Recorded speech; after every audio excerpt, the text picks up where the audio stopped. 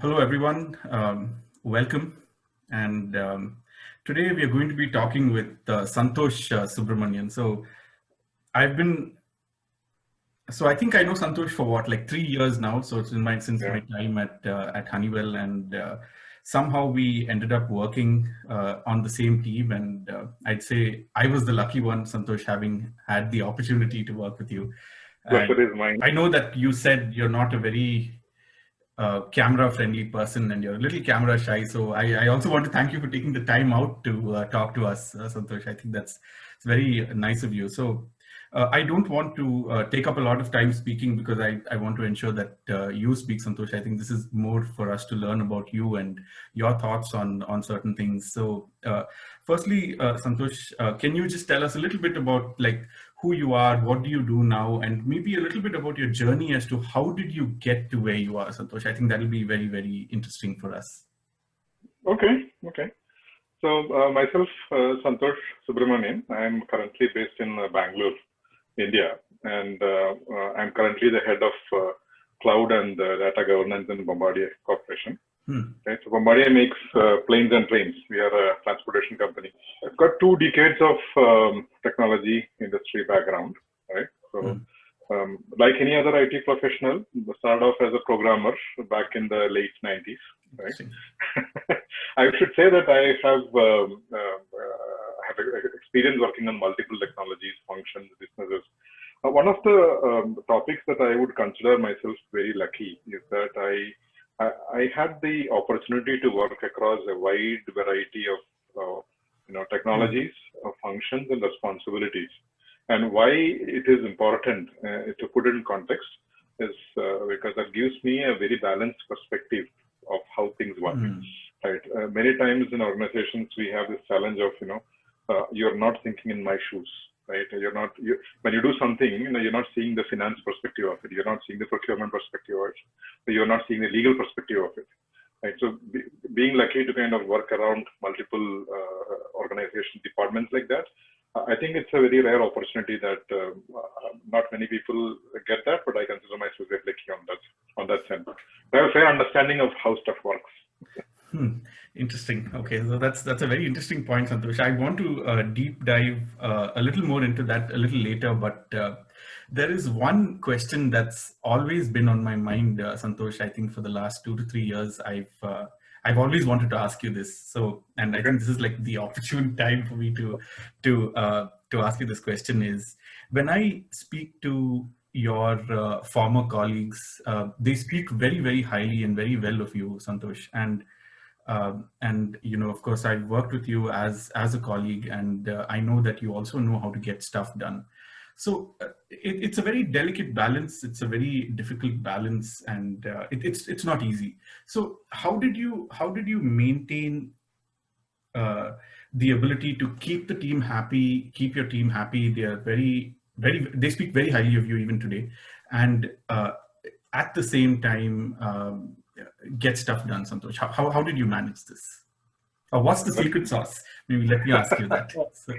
Makes me a little humble. It's indeed glad to hear some feedback like that. And I don't think there are any secrets. In my experience, I think it's all about making connections with people around you. Right? End of the day, behind every role, every responsibility, every profession, there is actually a very normal human being. Right? So sometimes we fail to see that person behind that role.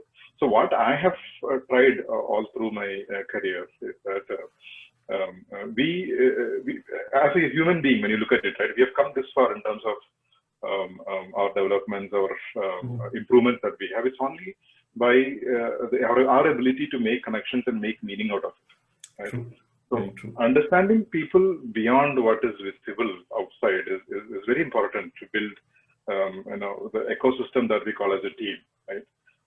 It comes with its challenges because it also means that you openly acknowledging your fears, failures. Essentially, people around you start seeing you as human as anybody else is, right? So one of the things that I make sure I do is that if I meet somebody who I work with through my career, if I run into them in an airport or a train station or in a mall, right? Mhm. I would prefer that they exchange a smile, and if you have time, come up and have a chit chat, right? Not that, oh my God, that guy is running around there and let me go around this. That is a big that is a big reflection point for me. If something like that is happening, right? I think if you connect beyond the transactional level of, this is what you have to do, this is what you have to deliver. Beyond that, connect as human beings, connect as friends. I think that's very natural. There's no secret sauce. I think that's my experience, and I'm very glad. I'm humbled to hear that people remember me on the not on the intense arguments that I might have had, but all good things that had happened. No, absolutely, Santosh. I think it's very positive feedback that I have heard personally from people who have worked with you, and then I worked with them, and somehow they knew that you and I knew each other, and they at least a couple people that I even remember specific names who said that yes, I mean, like great guy, great to work with, and really got stuff done, and was very empathetic as well. So I think uh, that's like great, Santosh. I think, and it's good. I mean, it's very good learning for me in the sense that some of the things as to how you say connect at not just at a transactional level. I think connect as human beings, connect as people, because that's the message that I'm getting. That's great, Santosh. So I'll just say I'm honored and humbled. thank you, Santosh.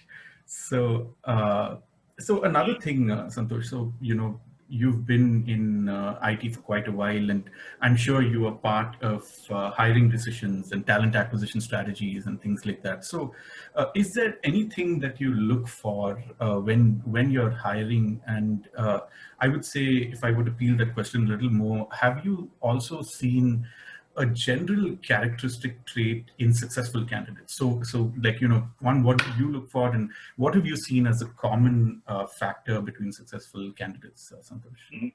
So my philosophy of hiring always had been that skills can be learned, attitude is intrinsic, right? It is ingrained, right? Yeah. So our environment specifically, not only for IT, in technology world in general, it's changing at a very, very rapid pace, right? At some point of time, I myself has wondered whether some names are actually a name of a tool, or is that a food, or is it an animal, or is that a place? What the hell is that? Right? Yeah. So, Yes. so that's the speed in which things are changing. Right? So one of the critical skills to keep up in pace with some of these changes is to have a continuous learning mindset. Right now, a lot of candidates can, and we all learn. Right? When somebody is saying that we are not learning anything, that is probably not true. We all, through the experiential learning, right, our day-to-day interactions, and we are all learning something every day. Right? How you put that into perspective of your day-to-day personal life and work life is that is where keeps people different. Right? Yeah. I look for specific examples when let's say somebody has come to me with 5 years or 10 years of experience, or maybe 15 years of experience. I look at their defining moments in their career history. Right? How did they deal with some of those scenarios? Right? What changed in them internally? Right? So what did they learn in the process? Right? And if they had an opportunity to do it again, how might they approach it differently? Okay. So that clearly demonstrates whether somebody has, you make a mistake. You need to make mistakes if you want to learn, because somebody who has not made any mistake, there's a saying that they have not tried anything, right? So the key part is whether you learn something from those mistakes. One another topic I want to add is, I have great amount of respect for people, for candidates who, who do their homework in terms of reading the job description very well and planned on how they will approach the job, right? So what you've done is history. That is there in the resume. I can look at the resume and see what you have done, right? But if the discussion is focusing more around what can you bring onto the table, right? I know this is the job description. This is what we have to do, and here is how I can do it. Right? And again, one another topic is also, in this whole scenario of noise, it's worth evaluating how true they stay to the contents of what they have written in the resume. Right. So yes, that is an initial checkpoint, right? I think you can make out in few questions you can make out whether the person has done what he or she has claimed to have done. Absolutely. Okay, so that's very useful, Santosh, and very interesting points. But you touched upon something that was very interesting here, and it reminded me of a conversation that you and I had maybe 2018, if I'm not mistaken. And it was a very deep statement that you made. And at that time you were, I think, doing something in the data management space, and I was doing the only thing that I know, which is data and analytics, right? So I don't know anything else, not that smart, but you were in the data management space, and we were having a deep discussion about data and analytics. And I think the statement you made was, I think it's important for not just for people to learn, but also to unlearn and relearn. So you had said something like that. I forget the exact statement you made, but I felt it was very deep, and I know we had a larger conversation around that. But can you elaborate a little more? And did I say it correctly? Was that what you meant? Or can you elaborate a little more on that statement? I know you're smiling because I presume you remember the conversation, but can you talk a little bit about that, Santosh? Yeah, I think that's something which most of us tend to overlook, right? Now, sometimes experience can be dangerous, right? Because it clouds your judgment. You don't sometimes see it in the new perspective as it is, right? So there used to be a time, and this is not very specific to IT. This is applicable for pretty much every job, specifically in the technology world, right, where there is a significant pace in terms of how things are changing. Right? Those days when you could go to college, go to university, get a degree, and then pretty much work the rest of your life based on what you've learned in the university, that is actually way gone, right? So by the time you come out of the university, it's probably already obsolete in terms of what you have learned, right? Yes. So that is where this learning, unlearning, and relearning comes into the picture. I'll use a very simple example. This is a story. I think people who have known me, worked with me, they would have probably heard the story 100 times. But for the benefit of our discussion here, I'll again say that story again. I call it the bicycle story of unlearning and relearning. Right. What it means is that, let's assume I have a job to take a set of supplies from point A to point B, right? From one location to another location, right? My efficiency is measured by how quickly I get it there, right? So when I started off, it's a backpack, right? You have a backpack, you just need to carry the backpack. So I used to walk, and we're not considering any mechanical, like motorized vehicles in this context, because it is all about effort, right? So you're walking, right? And then you need to be more efficient to get there fast. So you started brisk walking, like a light mix of run and walk. Right, and then super fast walking, jogging, running, and finally sprinting. Right? And how fast can you go? You probably can go as fast as the fastest person on this earth, right? Like as fast as Usain Bolt. Yes. Right? But I don't know whether if it's 100 meters, it's fine. But if it's 5 kilometers, it's probably you can't keep that. Yes, pace, absolutely. right? Yes. So now think about some of these tools that you get as a bicycle that you can use. Right? I use a bicycle because it still needs you to put an effort. It's not motorized. You need to put an effort to kind of take it forward. Now remember, the way how you work your muscles when you run versus the way how you work your muscles when you cycle are very, very different. Now what happens is if you sit on a cycle and try to run, you probably are going to fall down. Yes. And it won't take you anywhere. Right? Yeah. So as a person, I have to probably unlearn the way how I used to carry this, which is running, and learn cycling. Right. What a lot of people go through is that they will look at this bicycle as additional baggage, right? And they carry the bicycle on their head and starts running, saying, "Oh my goodness, I'm so tired. There's so much of load on me." Yes. Yes. Right? So, but you realize that if you learn the art of cycling, or maybe the skill of cycling, it is much not as tiring as running, and you can probably go farther, far distances with in a much better speed than running. That's a very interesting point, Santosh. It's like a lot of leaders, they tell us that, or not leaders actually, like a lot of people that we know, we've always done it this way. So we've always been running, right? Yeah. So let's just run, and here's a bike. Okay, I'll just carry the bike along with the bag, and run these 5 kilometers, and then complain Yeah. a lot more, but Yeah. without realizing. So that's a fantastic analogy. I'm sure a lot of people have heard this, that no, oh my God, I have to do this as well on top of what I'm doing. That's exactly the bicycle. Yes, absolutely, Santosh. Very, very true. I think that's a fantastic story or analogy, as you would call it. So I think that's great.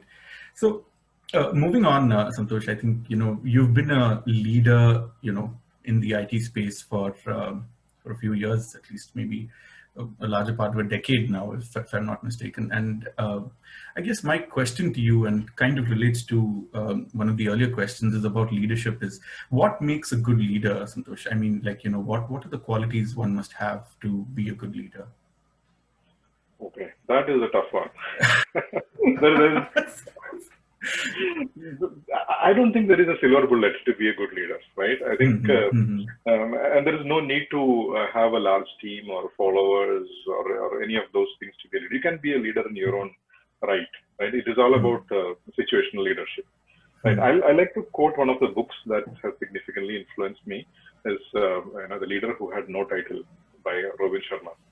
It's a very interesting book. It kind of forces you to look inwards, right? And I'll probably touch upon a related topic from my observation, what has happened.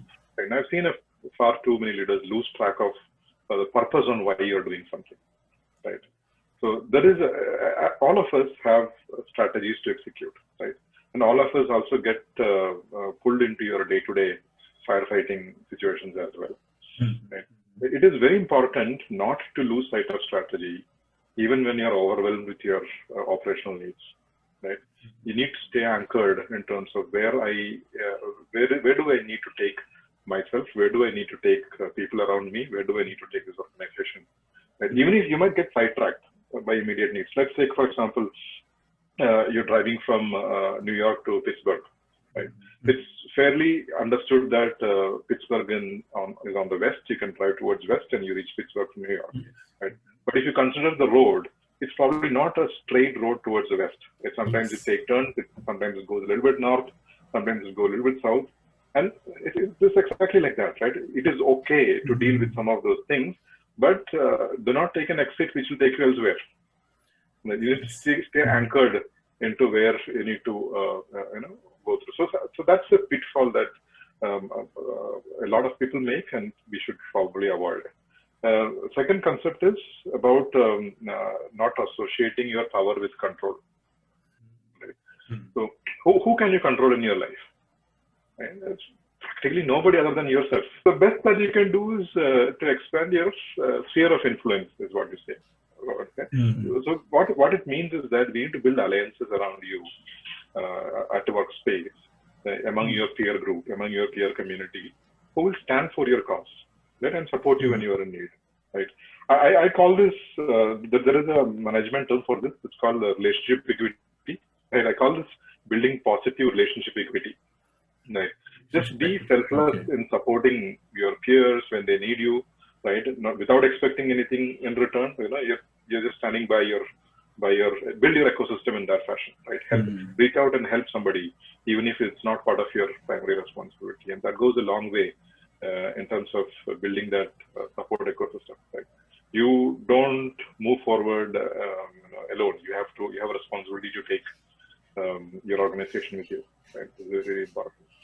So again, I don't think there is any silver bullet, but I think these are some things from my experience that I can talk about.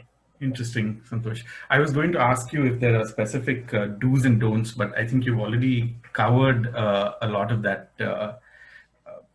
A lot of that in this discussion. So I'll go back to another topic, and maybe one of the previous topics of our discussion is about IT, Santosh, and you probably may have touched upon it when you spoke about your introduction, but I'm just going to maybe dig into that a little more. But what makes a successful IT professional, Santosh? So what should someone do? Well, I think it applies to not necessarily to IT, but any profession.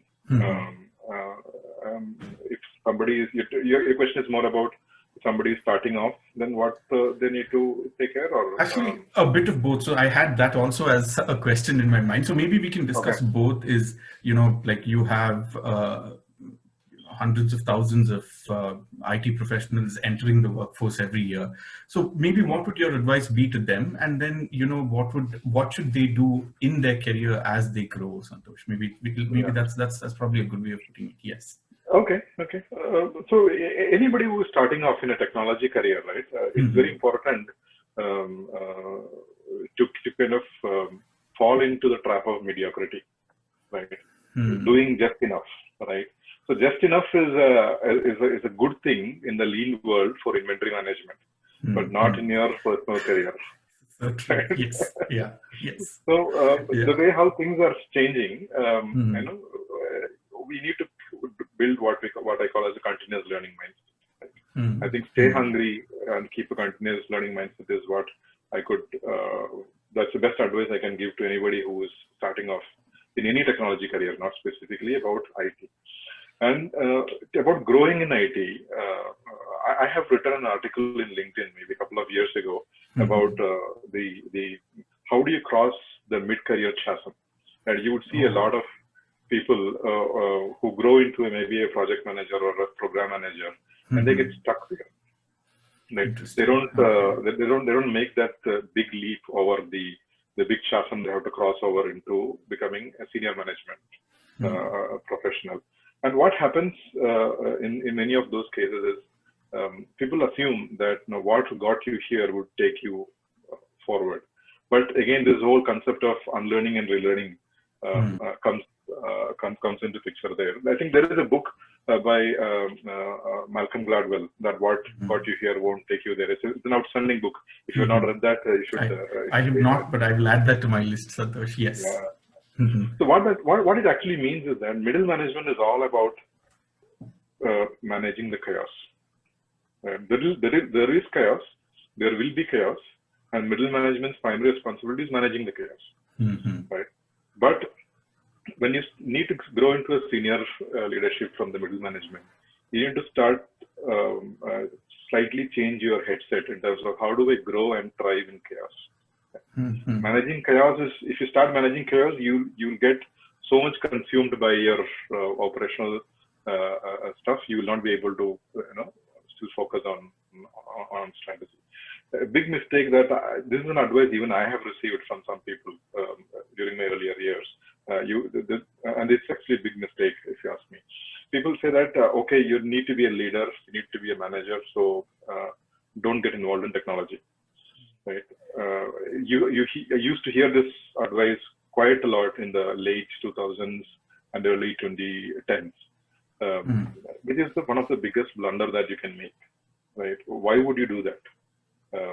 It is not about distancing yourself from technology. It's about how do you use that, leverage your knowledge to make that big leap. Right? Distancing from technology actually diminishes your capacity or your skills into being a coordinator. Right? So there is a difference between a manager and a coordinator. Right? And if you're not leading your team forward, right, you're actually being just a coordinator. Right? So you have to build from what we have learned. And the second mistake or advice that I can talk about is looking at growth only as vertical growth. Right? So many organizations have their career paths defined, and it's pretty much like a pyramid, right? It goes up like a pyramid, like a vertical growth, right? And people look at growth only as a vertically growing up. Right? But that, but you realize that the opportunities and the roles are very limited as you go up, right? And as a leader, you're expected to have a very, very 360-degree view of how your organization works, how your operation works, right? So sometimes accepting a role which is a horizontal in a different department can also is significantly important to develop yourself as a leader. Right? There is significant learning. So always look at learning opportunity when you grow in your career. when you look at your career moves. So like, is there something that I can learn here? Is there something that I can expand my skill set? Is there something I can expand my capability? Right? It might see as a lateral move at that point of time, but that adds a significant value few years down the line when you're able to talk about a certain problem from various point of views and make the right decision. That's very, very interesting, Santosh. And just on a lighter note, one of the anecdotes I just remembered was, I don't know if I read this somewhere or someone cracked this joke, but they said, very similar to what you said, was middle management, they manage chaos. So the job of middle management is to manage chaos, and the job of top management is to create it. So I don't know if... grow. Create and grow. Yes. It's not create chaos, don't get me wrong.